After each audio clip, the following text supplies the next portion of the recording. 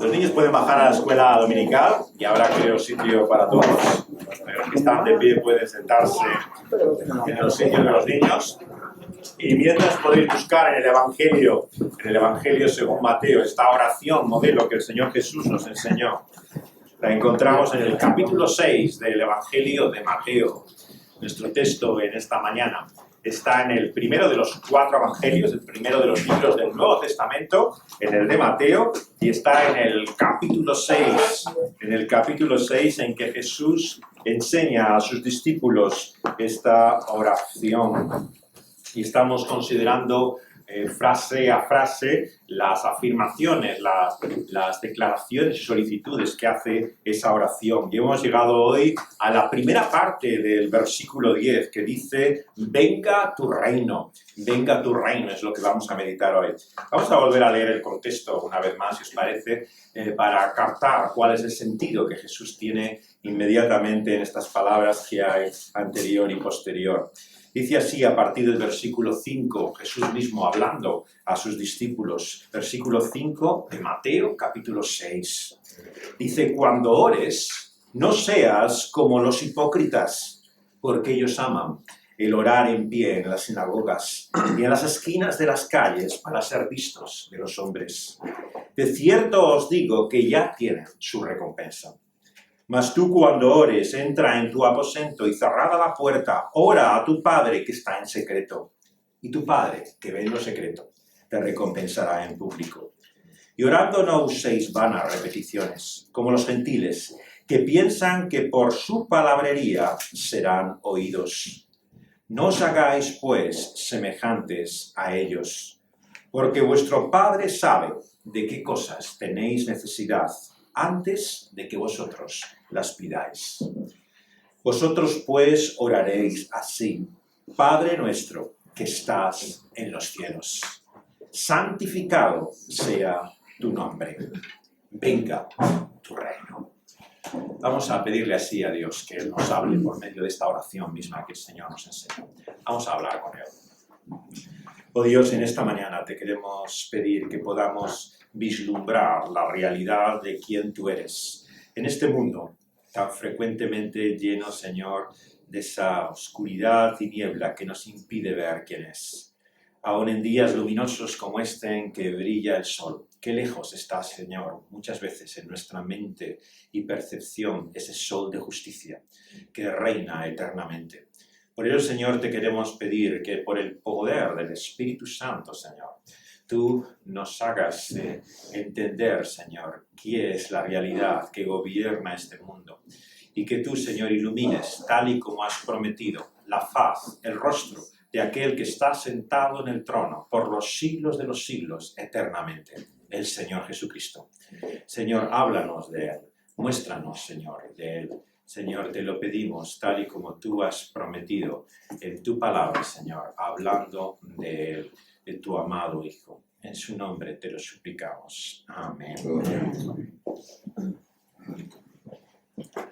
¿Dónde está Dios en un mundo como el nuestro? Sin duda que para mucha gente es obvio que esta es la razón por la que no pueden creer. Si contemplamos la realidad de lo que nos rodea, ¿qué parece indicar que haya un Dios que tenga siquiera control sobre lo que pasa en este mundo? Más bien lo que parece es lo contrario, que es el azar, la casualidad, lo que está rigiendo nuestro destino. Una y otra vez no entendemos el porqué de las cosas que nos ocurren. ¿O es que es acaso fácil para nosotros poder explicar por qué pasan las cosas que pasan? Nos quedamos tantas veces perplejos y callados porque no hay palabras. No hay forma de poder dar razón de por qué la vida es como es. Y esto reconozcámoslo. Es un enigma tanto para creyentes como para no creyentes. No podemos explicar fácilmente la vida, ni entender cuál es ese propósito cuando miramos a los acontecimientos, a las circunstancias, a la situación de lo que corresponde a nuestra vida. Y por eso es que tantas veces se nos antoja un enigma, un misterio. Y es precisamente en él en el cual estamos, en ese laberinto en el cual intentamos encontrar una salida y nos vemos perdidos. Es así como la Escritura nos presenta una y otra vez, perdidos. buscando el rumbo sin brújula, tantas veces intentando encontrar la orientación para nosotros. Y el mensaje del Evangelio, la buena noticia que Cristo Jesús nos trae, es que no estamos solos. No solamente hay alguien en mayúsculas, sino que éste está por encima, al control. Él gobierna y es el Rey. Recibe el título siempre en la Biblia de Señor. Cada vez que leemos en la Escritura que Él es el Señor, lo que estamos viendo es una declaración de quién es Él. Es su nombre. Y la gran sorpresa, la maravilla, realmente el asombro del Evangelio es que ese Señor se hace carne. Toma realmente la realidad humana en la persona del Señor Jesucristo. Por eso cada vez que alguien nos pregunta en muchas sectas y enseñanzas que se han desviado de este mensaje original del cristianismo, ¿dónde dice en la Biblia que Jesús es Dios? Claro, cada vez que el Nuevo Testamento declara que Jesús, Cristo, es el Señor, está diciendo en el lenguaje hebreo y judío que Él es Dios. ¿Por qué? Porque como vimos el domingo pasado, el nombre de Dios no es pronunciado por los judíos. Hasta el día de hoy se utiliza un eufemismo, una expresión que es Adonai, el Señor. Y por eso cada vez que leen el nombre de Dios en la Escritura, la expresión que utilizaban era el Señor. Y así siguen haciéndola hasta el día de hoy. Y el Nuevo Testamento continúa también esta forma de referirse a Dios. No tiene ya ese miedo, ese perjuicio. Y hay veces que el nombre de Dios, en griego, Theos, se pronuncia. Pero muchas veces, generalmente, en esa mente judía de aquellos primeros discípulos cristianos, es la palabra, el nombre, Señor, el que aparece en la Biblia. Por lo tanto, cada vez que leemos que Jesucristo es el Señor, se está dando la declaración, la confesión más básica y elemental de la fe cristiana. Que aquel que gobierna el universo es, en un sentido, uno como nosotros, Dios hecho hombre. Claro, esto no solamente para los judíos, sino para cualquier persona religiosa sigue siendo absurdo. ¿Cómo puede un Dios hecho hombre, encarnado, reinar y gobernar sobre el universo?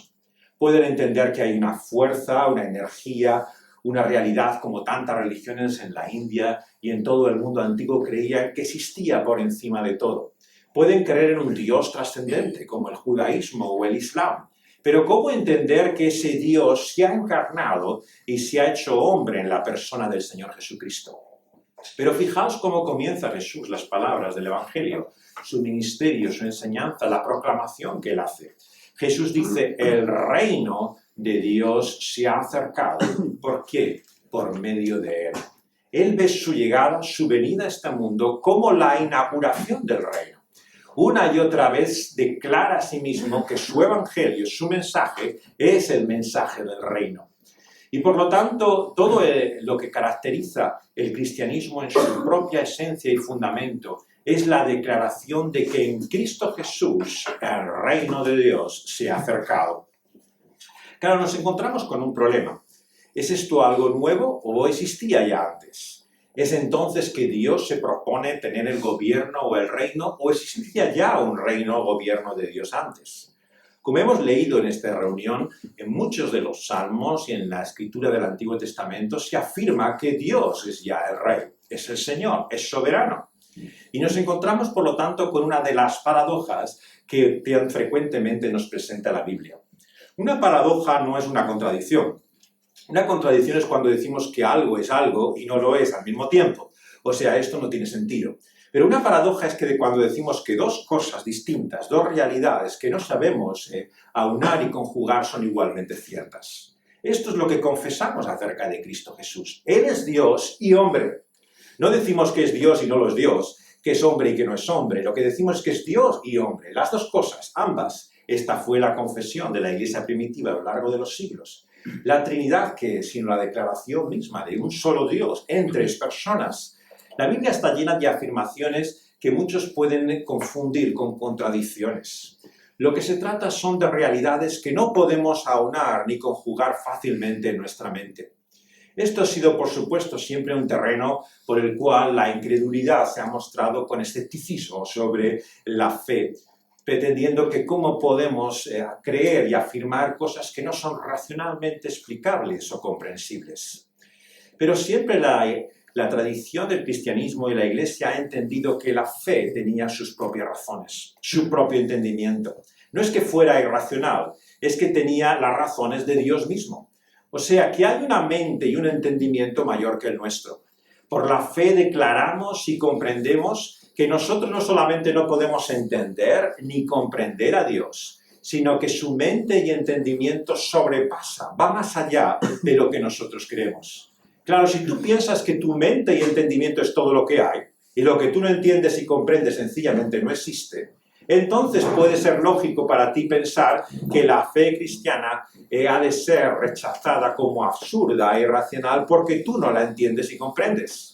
Pero muchos de nosotros, sin duda, hemos llegado al momento de nuestra vida en que tenemos que reconocer que hay muchas cosas que son, pero que no entendemos. Hay muchas cosas que es una realidad tan cierta como nuestra vida, pero no somos capaces de explicarlas. No somos capaces de poder comprenderlas y entenderlas. Por eso es que necesitamos la revelación, la iluminación de una mente mayor que la nuestra, de una comprensión y entendimiento que no es como el nuestro y en el cual debemos descansar, confiar, que es la fe sino dejar que Dios sea Dios.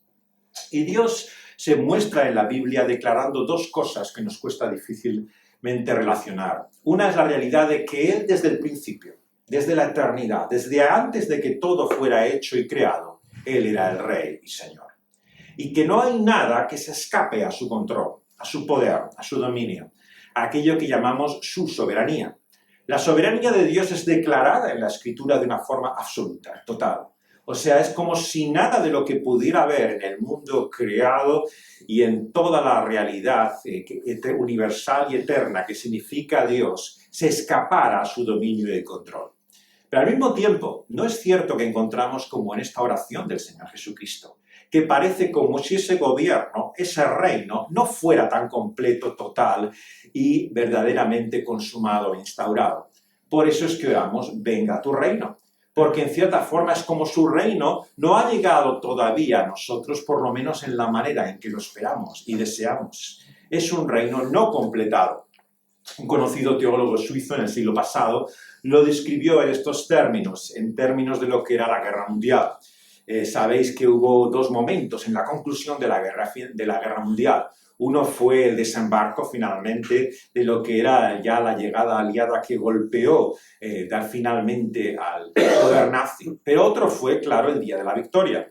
Entonces, entre ese día D, que era el día del desembarco, y la victoria, el día V, se mostraba la similitud, la analogía entre lo que podíamos entender, que era el reino, decía este teólogo suizo. El reino sería el ya y el todavía no. El ya y el todavía no. El reino inaugurado, pero todavía no consumado. Es una forma de intentar explicar esta realidad que de alguna manera nos supera, va más allá de lo que entendemos. Para intentar comprenderlo, vamos a ver en primer lugar qué no es el reino al cual se está refiriendo Jesús aquí en esta oración. No es el reino entendido como el cielo. O sea, en Mateo, el Evangelio utiliza una y otra vez la expresión el reino de los cielos. Es obvio que no estamos en el cielo. Es obvio que no vivimos nada de lo que la Biblia llama la gloria. Muchos han entendido que, por lo tanto, venga tu reino, de alguna manera sería que viniera el cielo a nosotros, que la gloria de Dios se acercara a nosotros.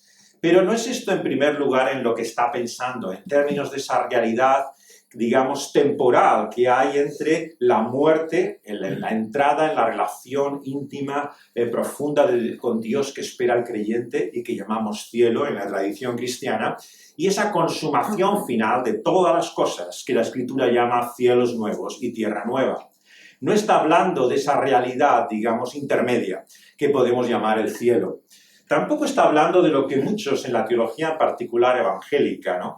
Y en una determinada tradición, que aunque tiene su origen en Gran Bretaña, inicialmente es en Estados Unidos, donde ha sido especialmente elaborada y ha encontrado una base realmente que se ha extendido a todo el mundo a partir de ahí, que es la construcción del reino como una realidad temporal, milenial.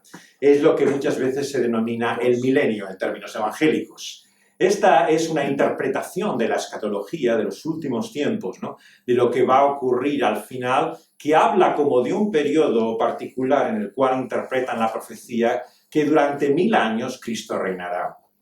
Entonces, cuando Cristo aquí nos lleva a orar, venga tu reino, no está pidiendo el milenio, que haya un reino, digamos, temporal de 1000 años. Está hablando de la eternidad, de su gobierno, no de una realidad particular dentro de la escatología, de lo que sea nuestra orden del fin de las cosas. Así que ni es el cielo ni es una realidad temporal milenial, pero tampoco es, en tercer lugar, lo que tantas veces lo que se ha llamado el evangelio social ha estado predicando y enseñando hasta el día de hoy. La realidad del reino como la cristianización de la sociedad o del mundo. ¿Cuántas veces, no, desde principios del siglo XX, el cristianismo, particularmente es aquellas iglesias que tenemos una tradición histórica, ¿no? Ha sido especialmente influenciado por esta visión del evangelio y se habla con mucha frecuencia del evangelio del reino, ¿no? El evangelio del reino en mayúsculas para ellos es ni más ni menos que el esfuerzo en el cual la iglesia busca transformar, renovar, cambiar la sociedad. La expresión viene nuevamente de un teólogo, un predicador norteamericano. Digamos, al ver la realidad terrible, ¿no?, en que vivía la sociedad obrera en partes de Nueva York, donde él predicaba, y darse cuenta, ¿no?, lo lejos que estaba la iglesia de la realidad de los pobres y lo difícil que era para ellos comunicarles el mensaje cristiano. Llega a la conclusión, reflexionando en la Biblia y en el Evangelio, que este había sido distorsionado, que había sido pervertido, que había que volver al concepto y a la idea del reino. Pero ¿cuál era el problema para muchos de estos hombres que entendían así el Evangelio? Que era un reino en términos exclusivamente sociales.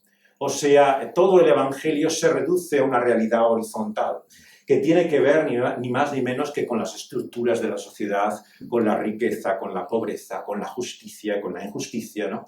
Y de ahí surgen, claro, múltiples enfoques teológicos. El más conocido, por supuesto, que se asocia con esto es las teologías de la liberación, que particularmente en el contexto latinoamericano no son muy cercanas a muchos de nosotros. La visión realmente de que el Evangelio es el esfuerzo de instauración del reino de Dios en la tierra.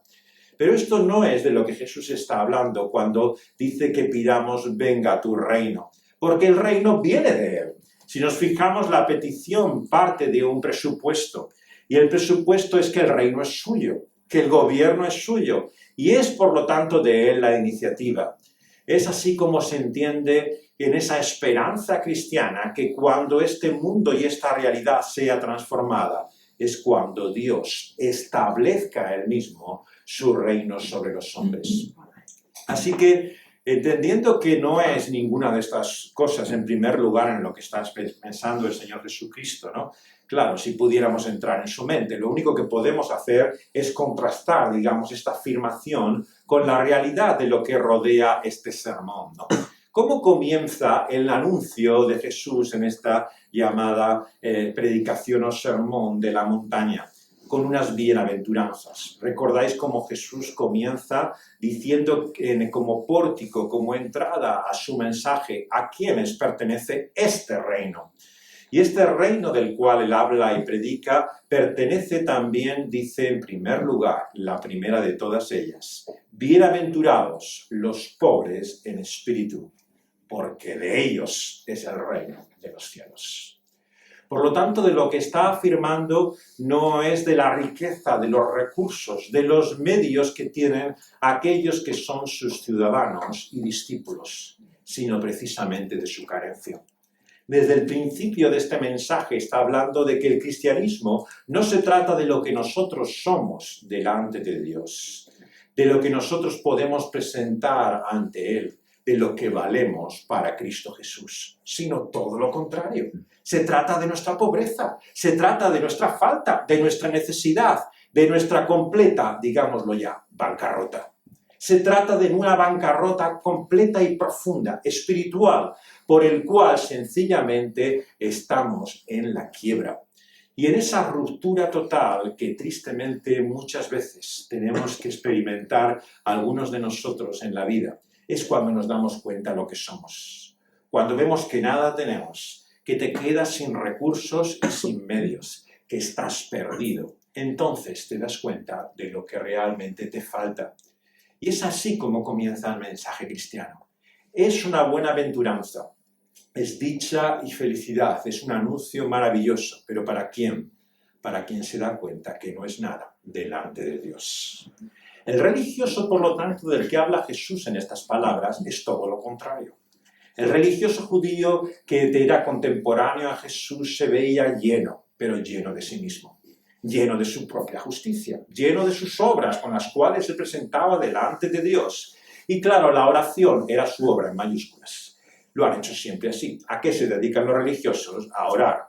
Como dice aquella canción de Simon y Garfunkel, ¿no? Que hablaba de este personaje enigmático, Mrs. Robinson, ¿no? Una señora que parece como de doble vida, ¿no?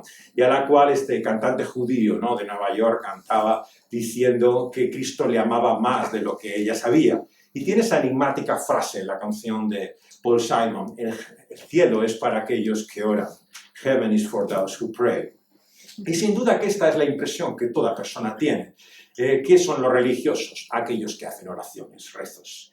¿Para qué vas a ellos? Para que hagan oraciones por ti, claro. Obviamente es para lo que sirven. Si hay algo en lo cual tiene sentido para ellos, la religión es como esa especie de mediación que se diera en esa realidad que llamamos oración. Pero Jesús nos enseña que esto no es de lo que él habla cuando habla de oración. Es por eso que muchas veces en el lenguaje evangélico no utilizamos el verbo rezar. No porque el verbo rezar sea equivocado como tal, sino porque sugiere para muchos lo que en nuestra educación o cultura es otra idea muy distinta de la oración.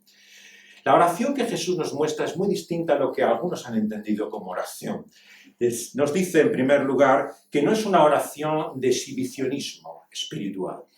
Tristemente, ¿en qué consiste la religión? La manifestación para el mundo de la piedad de ciertas personas. Bonitas palabras, la expresión en la cual pueden con su lenguaje y con sus gestos mismos, actitudes y expresiones, mostrar su espiritualidad. Y Jesús dice que sus discípulos han de ser todo lo contrario. Si estos hacen exhibición, manifestación, publicidad de su oración, ellos mejor que la hagan en secreto, en privado, porque no tiene nada que ver con lo que uno hace, publica y exhibe a la luz de los demás. Tristemente sabemos que este es un problema todavía hasta el día de hoy para muchos de nosotros. ¿Cuántas veces la oración para la Iglesia es una forma de exhibición? ¿Cuántas veces se entiende así, de esa manera, la expresión a Dios? Pero Jesús nos muestra que está hablándonos de algo diferente. Y para hacérnoslo entender algo mejor, pone otro ejemplo. Nos habla de que no sean vanas repeticiones como las que hacen los gentiles, porque ellos piensan que por su palabrería serán oídos. Tristemente, ¿qué es tantas veces la religión? Bonitas palabras. No nos engañemos. Sencillamente es lenguaje. Es la expresión, aquello en lo cual se llenan estos edificios y locales de declaraciones acerca de Dios y de sí mismo. Pero ¿qué tiene que ver con la vida, con la realidad, con lo que somos realmente? Por eso es que Jesús una y otra vez habla sobre el sentido de nuestras palabras, que no sean vanas palabrerías, que tengan significado, pero además de tener significado, que no sea una repetición absurda que una y otra vez se confunde con la oración. Qué paradoja, ¿verdad? Y esta sí que lo es, me parece contradictoria cada vez más, que esta oración que el Señor Jesús puso como modelo para no ser una vana repetición, sea el rezo más repetido a lo largo de toda la cristiandad, en toda la faz del universo. Si hay algunas palabras que se repiten más sin sentido y significado en el contexto cristiano, estas son las del Padre Nuestro. ¿Cuántos son conscientes siquiera de una sola de las frases de las que aquí viene cada vez que rezan esta oración? Por lo tanto, lo que nos habla Jesús no es simplemente de un modelo a repetir. Nos está hablando de lo que significa verdaderamente nuestra relación con Dios que expresamos en ese ámbito que es la oración. Y nos dice que no hagamos como ellos. ¿Por qué? Porque nuestro Padre sabe aquello de lo que tenemos necesidad. La realidad de la Biblia, por lo tanto, no es un Dios que le falta algo, que está privado y necesitado y nosotros tenemos que proporcionarlo, proveerle de aquello que él carece. Es todo lo contrario. No es el favor que le hacemos a Dios, es el que nos hace a nosotros. Cuando le prestamos atención, cuando pensamos en Él, cuando nos dirigimos a Él como hacemos en un día como Él, no es que Dios tenga que estar inmensamente complacido. Porque mira, de toda esta faz de la tierra, por lo menos estos se han pensado en mí. Si así piensas, no entiendes nada de lo que significa realmente ni la oración ni la relación con Dios que entendemos por la fe. No le hacemos ningún favor. Sencillamente, es Él quien nos hace un favor a nosotros. Y la oración, por lo tanto, se ha expresado siempre en la tradición cristiana, que es un medio de gracia. Es un favor que Dios nos da a nosotros, no algo que le debemos a Él. No se trata de una necesidad que haya de Él, no se trata simplemente de algo que Él nos ha entregado como un deber y una obligación a cumplir, sino que es un regalo, es un don que Él nos concede. Y lo que nos dice es que desde el principio, cada vez que oramos Padre nuestro, no olvidemos, nunca pasemos por alto, que ese Padre que está en los cielos sabe de aquello que tenemos necesidad. La oración, por lo tanto, como dijimos, no es una forma de informar a Dios de aquello que nos falta. ¿Cuántas veces es esto lo que se ha entendido en muchas de las llamadas reuniones de oración? Vamos a pedirle a Dios estas cosas, tenemos este programa, vamos a hacer todo este calendario incluso por el cual por una serie de vigilias presentemos a Dios estas necesidades y Dios haga algo respecto a ellas. Pero esto no es la oración. La oración no es que Dios tome nota de algo que no sabe o que no conoce o que es reticente a hacer. Porque en definitiva, ¿qué es lo que estamos diciendo cada vez que se hace una cadena de oración o algo semejante? A ver si por fin logramos que Dios haga esto. O sea, no es en definitiva esto como se entiende muchas veces la oración, cómo torcerle el brazo, cómo hacer que Dios haga aquello que está tan reticente a hacer, pero que finalmente queremos que haga. Si es así como entendemos la oración, no comprendemos cuál es el propósito de Dios. El propósito de Dios, por expresarlo en una frase, si os queréis quedar con algo en esta mañana, quedaros con lo que voy a decir a continuación. El propósito de Dios no es introducir a Él en nuestros planes y nuestra voluntad, sino introducirnos nosotros y nuestros planes en su eterna y santa voluntad. Esto es la fe.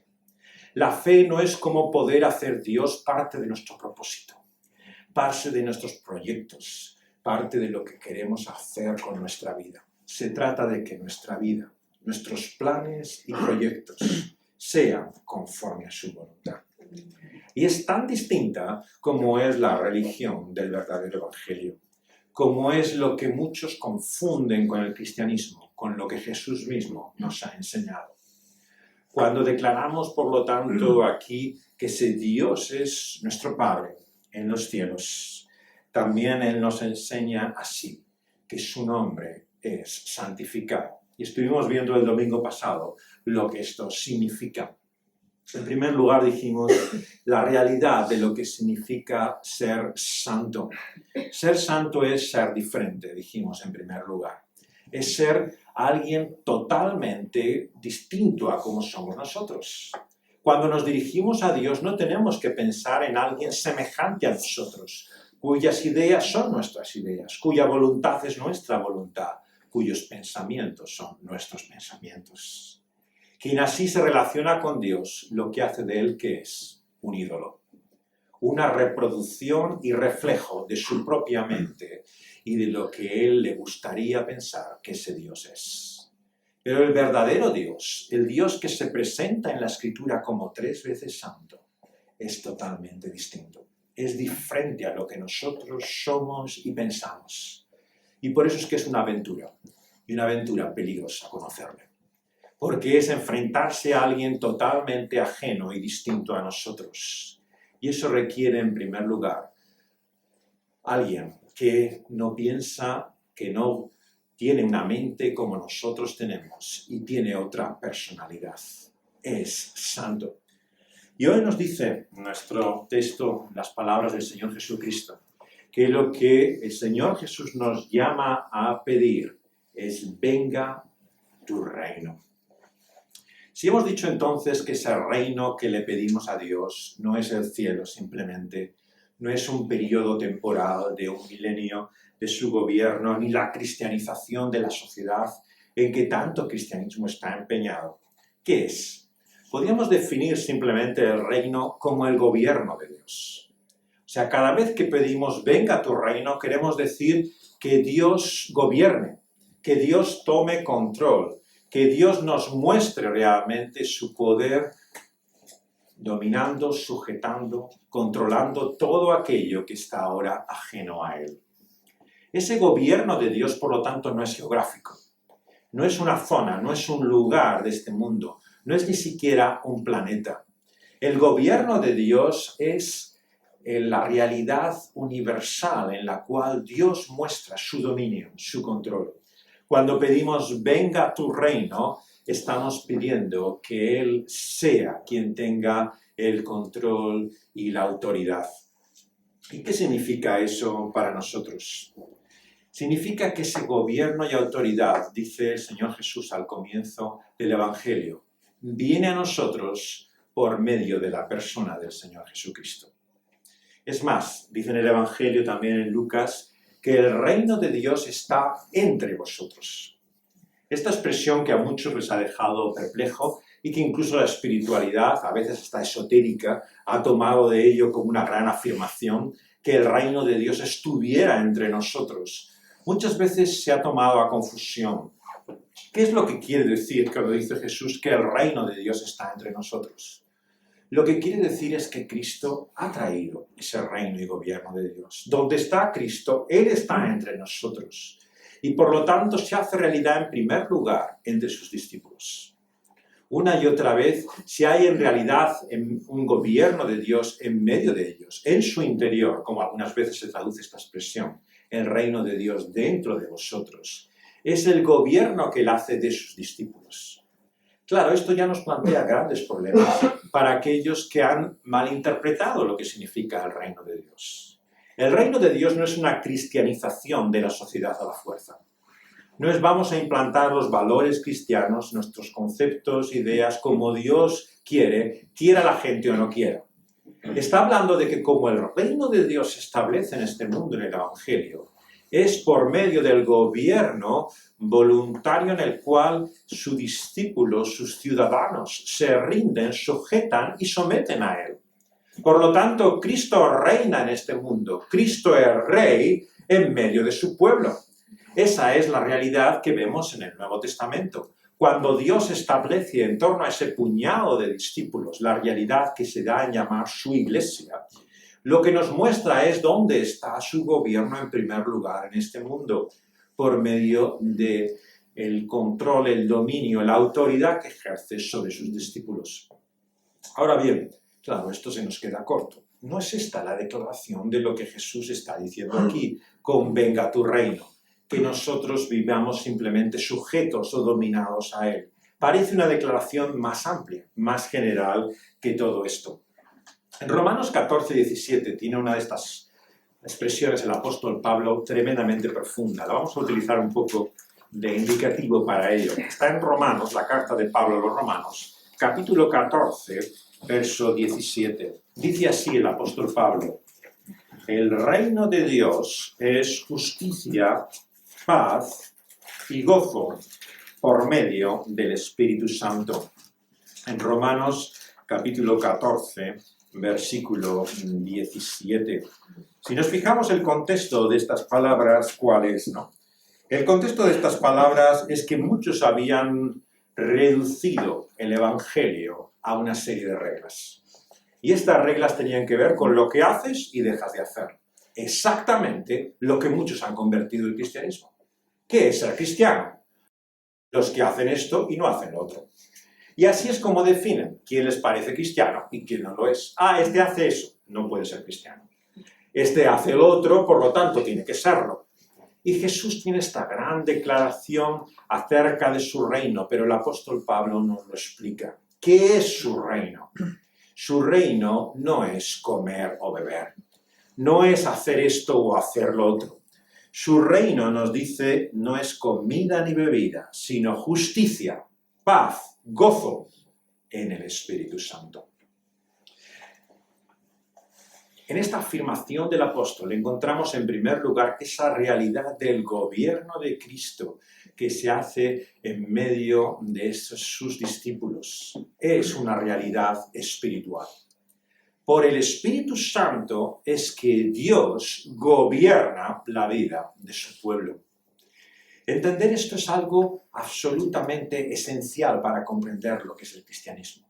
¿Por qué? Porque conocemos la historia de la Iglesia. El cristianismo, una historia, no lo neguemos, muchas veces vergonzosa, lamentable. Aunque hay religiosos que se afanan por justificar hasta el último de los hechos de la historia de la Iglesia cristiana, ¿quién nos negará que la Iglesia es responsable de muchas guerras, de conflictos, de persecuciones, de violencia? Ah, claro, siempre dicen son nosotros, no nosotros los que lo hicimos. Pero la realidad es que participamos de esa vergüenza. Muchas de las páginas negras de la humanidad son de la confusión precisamente sobre cómo Dios establece su reino y su gobierno en este mundo. ¿Y qué es lo que pensaron todos desde el principio? Que Dios lo establece por el poder que hay en este mundo.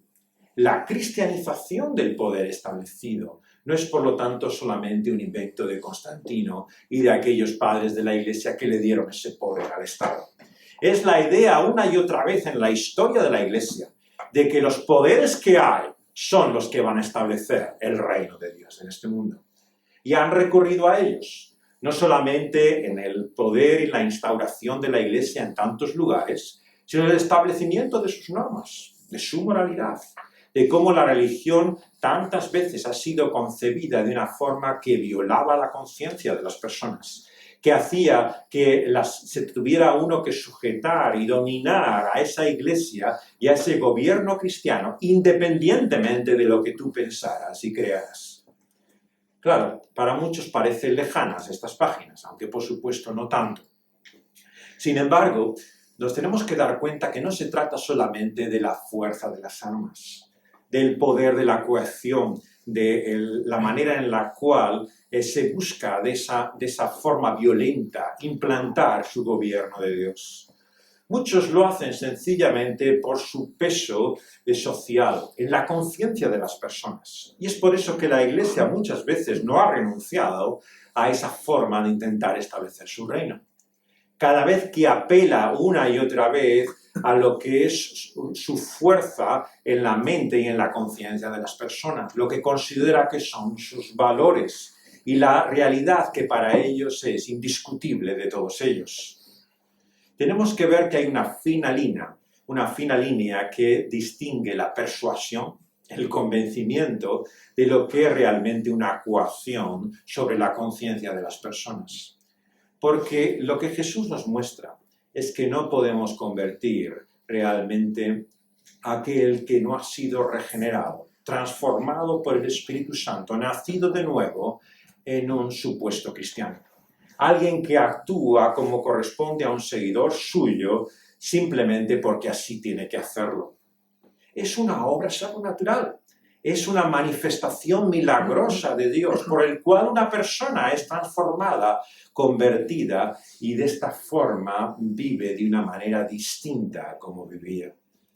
Sencillamente tenemos que renunciar a dejar que hacer que los no cristianos vivan como cristianos. No podemos seguir una y otra vez intentando implantar leyes, normas y coaccionando a las personas a vivir algo que va en contra de sus propias ideas, conciencia o visión de la vida. Lo que Jesús nos muestra es que Él tiene una forma mejor de poder traer su reino a esta tierra, y es por el Espíritu Santo. Y es por eso que una y otra vez, cuando oramos, venga tu reino, estamos pensando en el mayor don que el Padre de los cielos nos ha dado en esta tierra. Si vosotros, siendo malos, sabéis dar buenas cosas a vuestros hijos, ¿quién si le pide pan le da una piedra? Si le pide un pescado le da una serpiente. ¿Cuánto más vuestro Padre en los cielos os dará el mayor don y regalo, el Espíritu Santo? ¿Quién pensaría que esto fuera mayor don y regalo que el Padre en los cielos puede darnos? Jesús lo piensa. Y Jesús sabe que no hay mayor otro don, no hay mayor dádiva que podamos recibir del Padre de los cielos que su Espíritu Santo. ¿Sabéis por qué? Porque no hay nada sobre la faz de la tierra que pueda cambiar a una persona, a ningún individuo, sino el Espíritu Santo. Da igual la fuerza de nuestros argumentos, da igual el poder, la coacción o la educación que una persona tenga. Lo único que cambia a una persona verdaderamente es la obra de su Santo Espíritu. Y es por eso que tenemos que renunciar a todo sucedáneo, a todo travestismo, a toda perversión realmente de lo que es la obra de Dios. O Dios nos cambia por su Espíritu, o sencillamente no cambiamos. Y una y otra vez tenemos que llegar a este punto en la vida, en darnos cuenta que somos como aquellos de los que hablan esta bienaventuranza. Un caso perdido. Si no te has visto así, en esa pobreza, en esa bancarrota espiritual de decir, yo no tengo remedio. Yo, desde luego, da igual lo que me proponga, la voluntad que quiera tener, el esfuerzo que vaya a hacer, el convencimiento que tengo de estas cosas. Si no llegas al punto de darte cuenta de esa tu completa pobreza, no puedes recibir ese don maravilloso que es el Espíritu Santo en tu vida. Por lo tanto, es Dios quien nos cambia y nos transforma. ¿Y qué es lo que produce Dios en nosotros? 3 cosas para acabar. Nos dice aquí Pablo en Romanos. Produce en primer lugar justicia. Aunque una y otra vez la humanidad se enorgullece de su sentido de justicia. La justicia social. ¿Cuánto tiempo llevamos escuchando esta expresión? Todos tenemos un sentido inherente de justicia. Desde casi que somos niños, ¿qué decimos? Esto no es justo. Una y otra vez tenemos una idea muy clara de lo que es ser justo y no ser justo. Estamos llenos ¿de qué? De lo que Jesús llama nuestra propia justicia. Nuestra propia justicia se enfrenta a la justicia que la Biblia nos muestra que es la de Dios mismo. Y esa solamente nos viene de una manera, por medio del Señor Jesucristo. Recibir la justicia de Dios en Cristo es de lo que habla toda esta carta del apóstol Pablo a los Romanos. ¿Y cómo se recibe la justicia de Dios en Cristo? Por fe, para fe y mediante la fe. Una y otra vez lo repite por activa y por pasiva. No hay forma en que el apóstol nos deja en la menor oscuridad. ¿De qué manera tenemos la justicia de Dios en esta vida? Solamente es posible de una sola manera, por la fe, y no mediante obras de justicia. ¿Cuántas veces repite esto el apóstol Pablo? Y sin embargo, ¿cuál es la realidad de la religión? Una y otra vez. Sí, Dios me aceptará por lo que yo he hecho, por mis buenas obras, porque yo me he esforzado, porque me he sacrificado, por todo lo que he hecho y he logrado y he vivido y merezco. Esto es lo que el hombre religioso sigue teniendo como una barricada y muro que le impide constantemente ser aceptado por Dios. Jesús habla de 2 hombres que fueron al templo un día, uno lleno de su propia justicia, encantado de conocerse, mirándose como tantos al ombligo, diciéndose lo maravilloso que era. Y le dice a Dios, gracias a ti, que no soy como este, que está aquí al lado. Y ufano, lleno, le recuerda a Dios todo lo que él hace para él. Las oraciones que hacen, claro. Este no es como aquellos que ni siquiera se acuerdan de él. Él no para de hacer oraciones. Toda su vida es una oración. Y aquel otro, pobre hombre, corrupto, el publicano, a la luz del Evangelio, era la persona que había pervertido, violado todas las reglas más básicas de la población judía.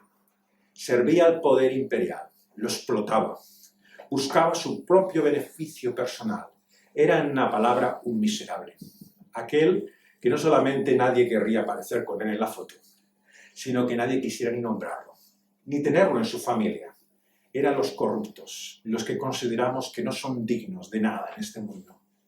Y aquel que vino al templo, junto con aquel hombre religioso, no podía levantar la cabeza al cielo. Humillado y miserable, se daba golpes sobre su pecho y decía, ¡ay, miserable de mí! Y dice Jesús, ¿quién volvió a su casa? Justificado. ¿Quién recibió la justicia de Dios? El religioso, fariseo, que así oraba a Dios, o aquel corrupto, miserable, publicano. Para Jesús no hay ningún lugar a dudas. Nos lo dice claramente. Fue el publicano el que volvió justificado a casa. Por lo tanto, el Evangelio nos muestra que Dios nos da su gracia, su favor inmerecido, solamente por medio de la fe. Cuando reconocemos nuestra bancarrota espiritual, como un regalo, como un don inefable, nos concede su justicia. El Espíritu Santo, por lo tanto, obra el gobierno de Dios, dándonos la justicia de Dios. Y esa justicia, dice el apóstol Pablo también en Romanos, produce paz.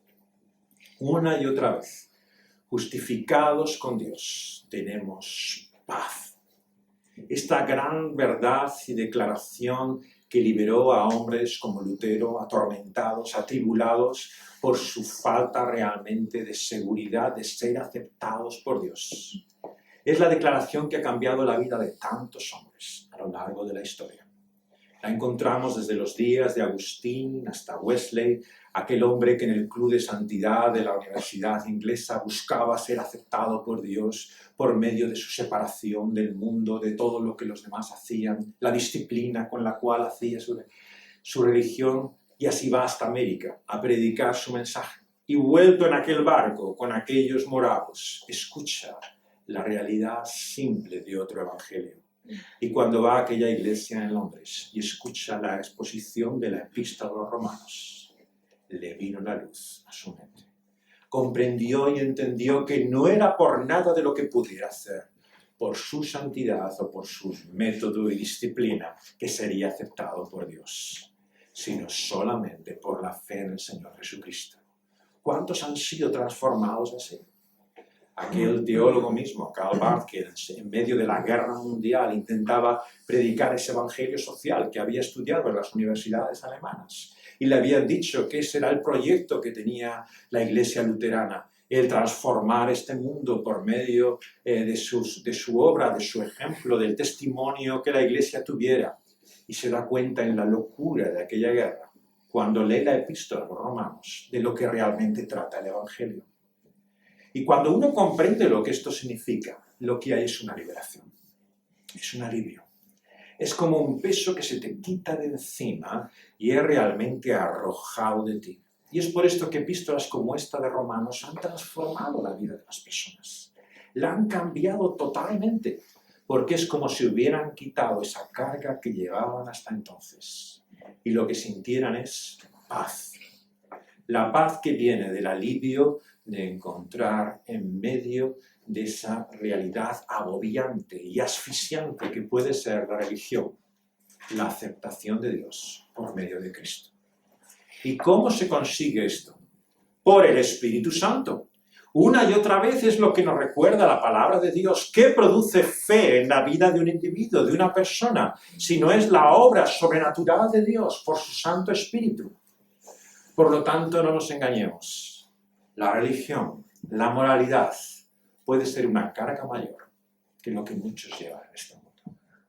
Y hay gente que estará hoy en las iglesias, que presentará culto y hará oraciones a este Dios, y estará hasta el cuello de todo ello, agobiado y en completa tensión, en esa angustia, en esa falta de liberación que solamente Dios nos trae, por medio de Cristo Jesús, a través de su Santo Espíritu.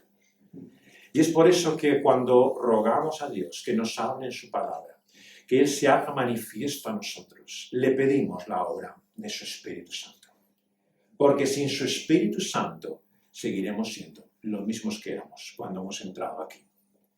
Pero cuando Dios y su Espíritu entra en nuestra vida, hace, como dijo también aquel teólogo alemán, el mayor atentado que pueda conocer la humanidad.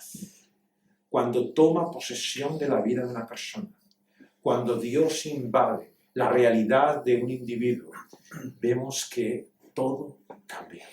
No hay nada que vuelva a ser diferente. Empezando por nuestra voluntad. Porque Dios no ejerce su control o su poder como ese soberano tiránico que tantas veces entendemos que es aquel que gobierna este mundo. Dios no controla así a aquellos que son sus hijos. Dios no es ese padre que realmente es difícil de tratar y que te quieres mantener a cierta distancia porque nunca das la talla, porque siempre te parece que estás falto ante Él, porque tienes siempre que demostrar que has cumplido lo que ese padre quería. Nuestro Padre que está en los cielos no es como tantas veces puede ser nuestro Padre en la tierra. Él es un Padre que no solamente nos dice cómo debemos vivir, es que nos da el poder y la fuerza para vivir así.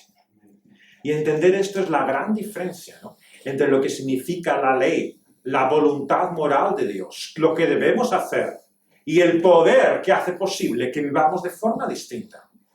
Es tan distinto como es el poder comprender y entender lo que debemos ser, que la capacidad que nos hace vivir de forma diferente.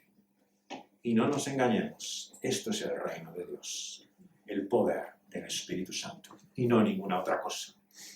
En último lugar, dice Pablo que no solamente es justicia y paz, es gozo. ¿Cómo compara el Señor Jesús el reino? ¿Qué tipo de coro celestial nos presenta que es la gloria de su gobierno? Una fiesta, un banquete. Lo que el Señor Jesús nos muestra como la imagen en sus parábolas, que va a ser el reino, es el acto más relajado y espontáneo y natural que el ser humano conoce. Uno sabe que cuando va a una ceremonia, cuando va a un cierto acontecimiento, tiene que cuidar las formas. Tiene que estar realmente muy pendiente, no solamente de cómo va vestido, sino de cuál es su actitud, cuáles son sus gestos. Pero el Señor no compara el reino de esta forma.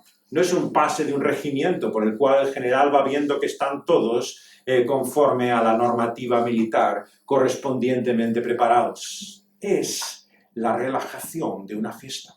Es un banquete en el cual, sentados en la mesa con Abraham, Isaac y Jacob, celebramos la realidad del Rey, porque es su fiesta y no la nuestra. Y el Señor nos muestra, por lo tanto, que lo que Dios hace por su Espíritu es producir el júbilo, la alegría, el gozo que distingue a su reino. No hay mayor testimonio a este mundo que un cristiano realmente que vive ese gozo. Y no hay peor ejemplo para el mundo que un cristiano que se siente miserable. Un cristiano que vive su fe como una carga, que realmente te dice, bueno, eso es lo que hay que hacer porque hay que hacerlo, y ya está, no me digas más. Es la peor manifestación de lo que es el cristianismo sobre la faz de la tierra. Porque tristemente muchas personas sí que pretenden cumplir con lo que Dios hace. Pero ¿con qué espíritu? ¿Con qué ánimo? ¿Con qué actitud? Esto es de lo que aquí nos habla. No es que se trata de que quiera Dios que hagamos lo que tengamos que hacer, sea como sea que lo hagamos. Lo que Dios quiere por medio de su Espíritu Santo es producir esa liberación que lleva al gozo. El gozo, por lo tanto, es la característica profunda, interna del verdadero cristiano. No debemos confundirla con alegría superficial, con simplemente estas expresiones en forma de sonrisa, que Dios te ama. Este tipo de cristianismo barato, que realmente no afecta a la realidad de la vida, que es simplemente una postura, lo que hoy dicen postureo, ¿no? Es simplemente la imagen con la cual se quiere presentar que uno es, pero no lo que tú eres en realidad. Lo que Dios nos presenta aquí es el gozo que viene de una realidad profunda, interna, de lo que a Dios por su Espíritu Santo produce en nosotros. Y es por esto que su reino, como es descrito finalmente. ¿Qué es lo que diríamos si viéramos ante nuestros ojos la realidad de su reino? En una sola imagen, en una visión. Lo acabamos de ver en Apocalipsis. ¿Qué es lo que describe el reino de Dios por toda la eternidad? En esa su consumación final, cuando es completado. La alabanza, el júbilo, la alegría en la cual se celebra a Dios para siempre. Dios no tiene otra forma de mostrarnos y expresar lo que es su fiesta. Su fiesta es la alegría de haber conocido al Rey. Y por lo tanto la pregunta que Dios nos hace a nosotros es si conocemos así al Rey. Porque solo cuando Dios por su Espíritu Santo entra en nuestra vida es que descubrimos lo que hace que eso sea una vida de júbilo. El reconocimiento de quién es Él. El Señor Jesús nos lo muestra con su propia presencia. Cuando le dicen sus discípulos, ¿y cómo es que ahora tus discípulos en vez de ayunar y hacer oraciones están todo el día de fiesta? No hacen nada más que celebrar contigo la realidad de que tú estás con ellos. Y el Señor dice, ¿qué es el novio, el esposo? Aquel que está en la celebración, sino el anuncio de que ha llegado la fiesta. Cuando Él no está, cuando Él falta, entonces no hay lugar para la fiesta. Pero cuando Él está presente, entonces hay razones para alegrarnos y gozarnos con Él. Por lo tanto, la alegría y el gozo de Dios en su reino viene de que Él está con nosotros. Es algo externo a nosotros y que viene de la persona misma de Él. Lo que Dios por su Espíritu hace, por lo tanto, dice el apóstol, es iluminar el rostro y la faz del Señor Jesucristo y ver lo que significa que Él es nuestro Dios y está con nosotros para siempre. Si vemos el mundo como está, si no podemos entender dónde está su reino, el Señor nos dice, clamar a Dios, rogarle, decirle, venga a tu reino. ¿Y cuándo el Señor hará realidad esa oración? ¿Cuándo cumplirá esa nuestra petición y deseo?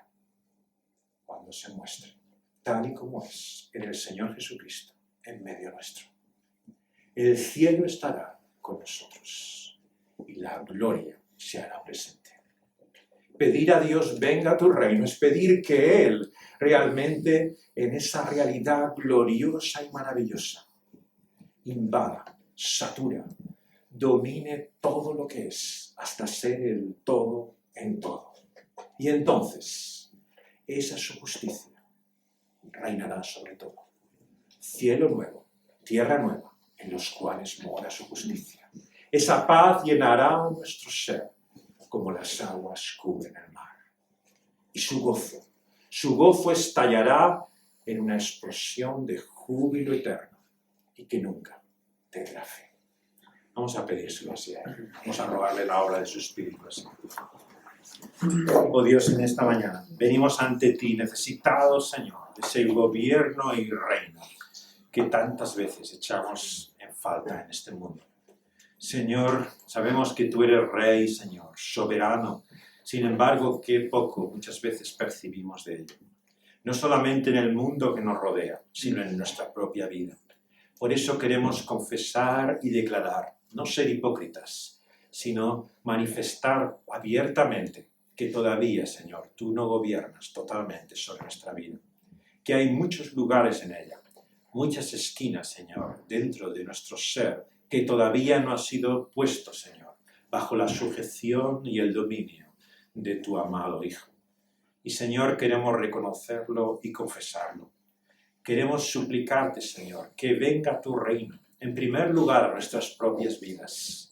Que tú, Señor, seas quien reines y gobiernes. Que podamos someter, Señor, nuestra voluntad a la tuya, nuestra mente, Señor, a tu divino movimiento, nuestro corazón, Señor, a ese corazón que tú nos muestras como ese Dios y Padre amante en la persona de tu Hijo. Señor, te queremos rogar que nuestros actos, que nuestra vida, que nuestra conducta y comportamiento se sujete, Señor, a ese reino y gobierno del Señor Jesucristo. ¿Y cómo será esto posible? Si no es, Señor, por el divino y maravilloso don y regalo que nos das de tu Santo Espíritu. Señor, danos tu Espíritu Santo para que gobierne nuestra vida, para que controle, Señor, para que tenga, Señor, el dominio que queremos, Señor, que Él tenga. Por eso, Señor, te queremos suplicar que tú hagas tu obra en nosotros. No queremos introducirte en nuestros planes, en nuestra mente, en nuestros pensamientos y proyectos. Queremos nosotros, Señor, ser introducidos en esa tu voluntad, planes, propósitos, Señor. Y, Señor, todo lo que nosotros ansiamos y deseamos, queremos que sea verdaderamente tu voluntad hecha en nosotros. Señor, anhelamos esa justicia de la cual estamos faltos. Por eso confesamos, Señor, como tu palabra nos declara, que somos por naturaleza injustos, que no hay justo ni aun uno, que todos nos hemos desviado, a una nos hemos hecho inútiles, que no hay ni siquiera uno de nosotros, Señor, que tenga la justicia que hace falta. Por eso, danos tú, Señor, concédenos, regálanos, Señor, por tu sola gracia, la justicia que viene de ti, por medio de tu Hijo Jesucristo. Danos, Señor, ese bendito don de tu justicia. Y danos la paz, Señor. La paz, Señor, que viene de esa justicia al ser justificados contigo. Señor, esa paz por la cual ya no tengamos más que temer. Ya no haya angustia, Señor, y toda esa preocupación de qué va a ser de nosotros. Si finalmente vamos a arruinar nuestra vida, no haciendo lo que debiéramos hacer. Si realmente llegará el punto, Señor, en que podamos sentirnos aceptados por ti. Danos tu Espíritu Santo para mostrarnos que no hay nada más, Señor, que tú puedas hacer por nosotros, que lo que has hecho en tu Hijo Jesucristo. Que tú no tienes ya nada en contra nuestra, que ha hecho propiciación completa por todos nuestros pecados. Que no hay nada, Señor, de lo que ahora nos avergonzamos, Señor, y reconocemos en nuestra mente delante de ti, que no haya sido cubierto por la bendita sangre de tu amado Hijo. Señor, te rogamos que tengamos esa paz que viene de saber, Señor, que somos reconciliados contigo por medio de tu amado Hijo. Y, Señor, te suplicamos ese gozo, porque tanto, Señor, cuántos de nosotros estamos faltos de ellos. Señor, vivimos esta vida tantas veces, Señor, como una carga, como un peso, como algo que una y otra vez, Señor, nos hace sentirnos amargados, Señor, y miserables. Y qué triste testimonio es para este mundo que nos rodea. Qué contradictorio con la realidad de nuestra fe. Señor, por eso danos de la obra de tu Santo Espíritu. Produce en nosotros esa paz y ese gozo que viene de ti. Danos, Señor, no solamente la satisfacción, sino verdaderamente, Señor, el entusiasmo y la experiencia real, Señor, de lo que significa esa vida que tú nos das por tu amado Hijo. Señor, concédenos el gozo de tu Espíritu. Ayúdanos a entender, Señor, que tu reino es una fiesta. Es la fiesta no simplemente de comida y bebida, sino de la obra de tu Santo Espíritu. Porque qué diferente es comer y beber, Señor, cuando no nos sentimos bien, cuando no estamos satisfechos, cuando nos vemos una y otra vez amargados y fastidiados, que comer y beber en esa fiesta, con el júbilo, con la paz, Señor, con la satisfacción y aceptación de saber, Señor, que tenemos algo que celebrar. Señor, danos por tu Espíritu Santo esa realidad por la cual sabemos que solamente hay algo que es digno, Señor, de nuestro júbilo y alegría, que es lo que tú eres para nosotros en Cristo Jesús. Señor, haznos ver que eso es precisamente lo que necesitamos y lo que buscamos. La satisfacción que viene de tener todo lo que podemos esperar y desear en ti por medio de tu Hijo, el Señor Jesucristo. Haznos descubrir, Señor, cómo Él es todo lo que necesitamos, como tú, Señor, eres todo lo que anhelábamos y estábamos una y otra vez intentando alcanzar. Señor, revélate así para nosotros en tu amado Hijo. Amén. Amén. Amén. Vamos a cantar esta declaración también del 611 con una oración, el número 611, 611, por la cual decimos que sabemos que no somos nada delante de Él, pero que